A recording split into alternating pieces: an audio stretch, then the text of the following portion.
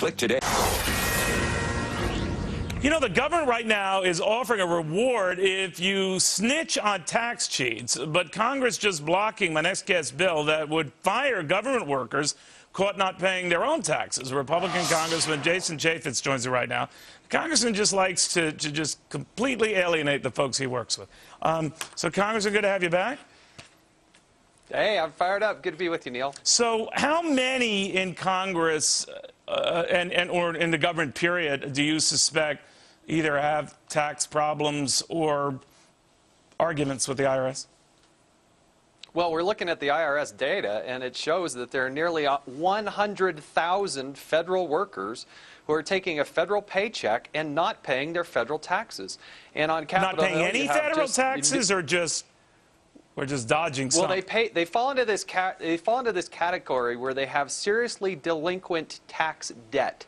That is, the IRS is getting to the point where they have not been able to collect these taxes, and I want to give the government the opportunity to fire these people. In the IRS, if you work for the IRS, they have this provision, and they can fire their employees. Well, guess what? They have the highest compliance rate.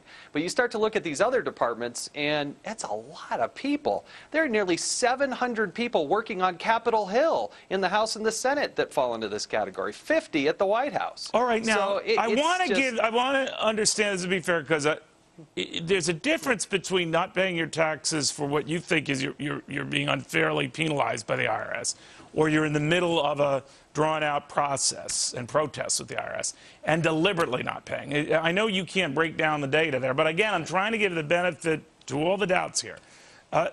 What percentage of these do you suspect, Congressman, are just genuine cheats? Well, what the language in the bill that I have introduced gives is if you are on a payment plan, if you're having your wages garnished, if you're truly trying to dig out of a hole that you got into, then you're not going to be fired.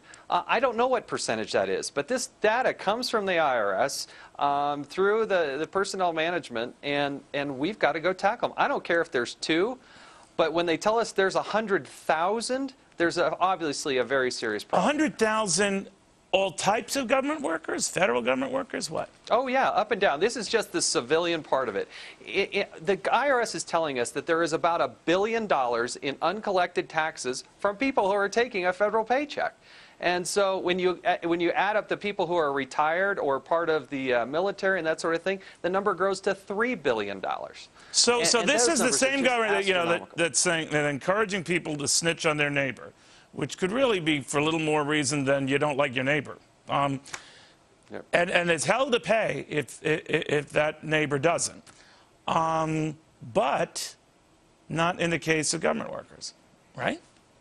Well, again, I think this is just a common sense bill that says if you're taking a federal paycheck, you ought to be paying your federal taxes. And if you're not, you should be fired. It should be that simple. And we should not have hundreds, let alone thousands, 100,000 people. And that, again, it falls into this category of seriously delinquent tax debt. Well, I'm debt. sure you're getting overwhelming support. One day. You're getting overwhelming support, I'm sure, from your colleagues on this measure, right?